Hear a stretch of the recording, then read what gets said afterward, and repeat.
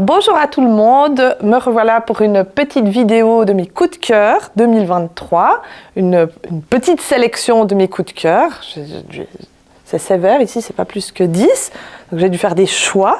Donc je vais vous présenter un petit panel de ce que j'ai vraiment beaucoup aimé en 2023. J'adore les documentaires jeunesse. Il y a un peu un renouveau des documentaires parce qu'on n'a plus ces documentaires avec des vieilles photos pourries. On a vraiment des objets assez beaux avec des illustrations, etc.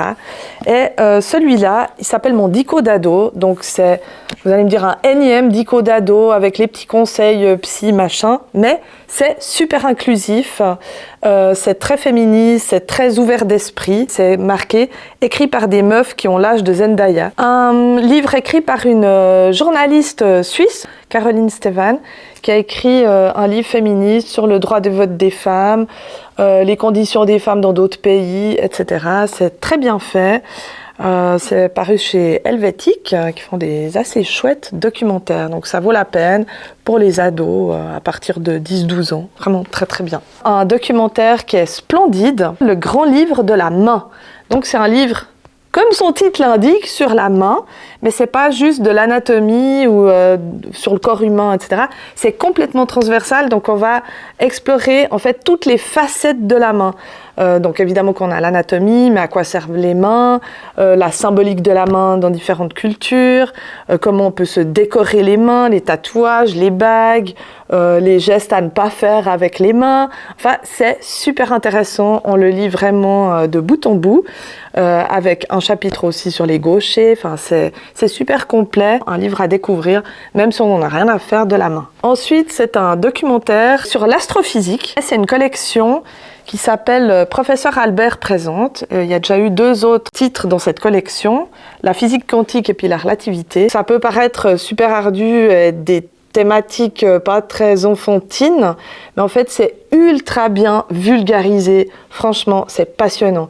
Donc si vous aimez un peu les sciences, puis que vous n'avez jamais rien compris quand vous étiez à l'école, au collège, au gymnase ou je ne sais où, eh ben ça va vous réconcilier avec les sciences. Franchement, ça vaut la peine. Super, je comprends enfin quelque chose à la relativité.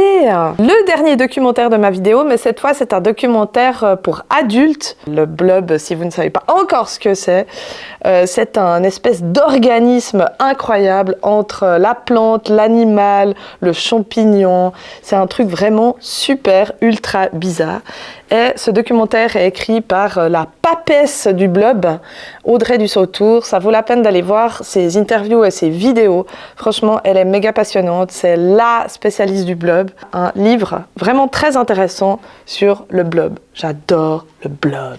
Je reviens à la jeunesse. Un roman ado qui s'appelle Les étincelles invisibles. Sur la thématique de l'autisme, mais pas seulement. En fait, le personnage principal est autiste et l'écrivaine aussi.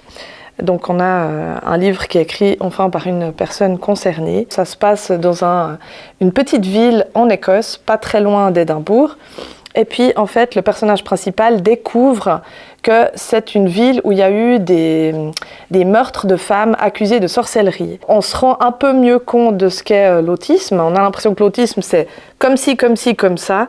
Mais en fait, il y a plein de sortes d'autisme, c'est super varié. Et puis, on a l'impression de vivre ça de l'intérieur. On est avec elle, on pleure, il y a de l'injustice, mais elle se bat, elle est super forte. Et puis voilà, c'est pas facile pour elle de parler devant des gens par rapport à la gestion de ses émotions. Franchement, j'ai adoré ce livre. Je le conseille tout le temps à tout le monde. Et pour l'instant, c'est 100% d'accueil positif. C'est vraiment génial. Ce livre est incroyable. 2 petits livres, tout petits, d'une collection que j'adore qui s'appelle Les petites poches maniées. C'est des petits livres en fait qui facilitent beaucoup la lecture parce que les mots sont jamais coupés à l'intérieur. Les marges sont très très grandes, il y a beaucoup de blanc, il y a beaucoup d'espace et ça se lit extrêmement vite. Vraiment, c'est des pépites. Je trouve qu'ils sont très très bien écrits. On a toujours des thématiques très intéressantes. Celui-là qui s'appelle L'île aux tétards raconte l'histoire d'un enfant qui a développé une relation vraiment très forte avec la maman du nouvel amoureux de sa maman. C'est hyper touchant, c'est très bien écrit, c'est des petites tranches de vie, vraiment j'adore. Celui-là, il est plutôt dans le registre drôle, ni chien ni méchant, c'est l'histoire d'un enfant qui vit seul avec son père. Et son père, mais c'est vraiment le misanthrope parfait.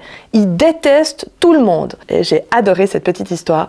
C'est super drôle, c'est feel good, mais bien écrit, c'est pas cucu, c'est vraiment une petite partie de plaisir. Donc, dépression saisonnière, tac, et puis ça va mieux. Scarlett and Brown, attention, méga pépite de la mort qui tue. J'ai adoré. C'est le tome 2, c'est une série qui n'est pas encore finie, de Jonathan Stroud. Moi, j'adore ces auteurs et ces autrices. Chaque fois qu'on lit une nouveauté, c'est chaque fois mieux. Puis on se dit à quel moment ça va s'arrêter. On va suivre en fait le personnage principal qui est une femme qui s'appelle Scarlett et qui est vraiment super badass. Elle va faire la connaissance de Brown, qui est un jeune garçon, enfin jeune homme, complètement paumé, maladroit, tout faible, tout gringalet, très bizarre. Ça va former un des duos les plus improbables de séries romans que j'ai lus ces derniers temps. C'est fabuleux. Ça aussi, dépression saisonnière, hop, un petit Scarlett and Brown et ça repart. Une BD adulte, parce qu'évidemment que j'ai toujours des coups de cœur BD adultes, qui s'appelle Plastoc, c'est le premier tome d'une série. Ça, mais c'est une surprise, c'est une réussite totale. On dirait du Game of Thrones version insecte post-apocalyptique. Donc ça se passe assez loin dans le futur, on ne sait pas trop. Et il n'y a plus aucun humain. Les insectes ont évolué, puis ils vénèrent le dieu Plastoc, plastique, parce qu'il reste du plastique, puis c'est un petit peu leur trésor. Et on va suivre en fait un des personnages qui est un petit puceron insignifiant qui va être accusé d'avoir assassiné l'empereur. On va suivre en fait ses pérégrinations avec plein de rebondissements, plein de personnages incroyables, des mantes religieuses guerrières. Enfin, franchement, le dessin est dingue, c'est hyper expressif, on s'ennuie pas une seule seconde, c'est drôle, il y a pas mal d'action et franchement, on arrive au tome 1. On a envie de tuer quelqu'un parce qu'on n'a pas la suite. C'est juste hyper, ultra frustrant. Mais j'ai adoré. Vraiment, j'ai adoré. Dépression saisonnière. Hop, une petite BD incroyable. Et voilà.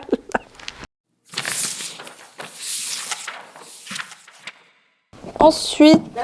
Ah oui, Arrête, dire ensuite. Oh, ja, mein General. Après cela, ultérieurement, nous avons l'énième documentaire, je vous promets, il n'y en a plus après, voilà.